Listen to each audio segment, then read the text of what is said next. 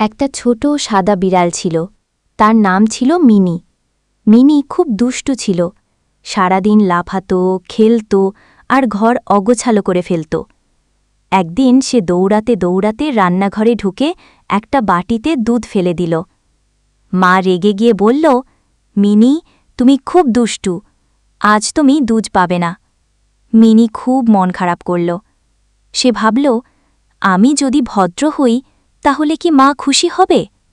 সেই দিন থেকে মিনি আর দুষ্টুমি করল না।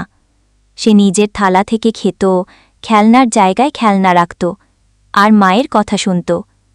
একদিন মা বলল, মিনি, তুমি তো এখন অনেক বড় ও ভালো মেয়ে হয়ে গেছ। এসো, তোমার পছন্দের দুধ নিয়ে এসেছি। মিনি খুশিতে মিউ মিউ করে বলে উঠল, মা, আমি সব সময় ভালো থাকব। গল্পটি কেমন লাগলো কমেন্ট করে জানাও। এরকম আরও মজার মজার গল্প পেতে চ্যানেলটি সাবস্ক্রাইব করো।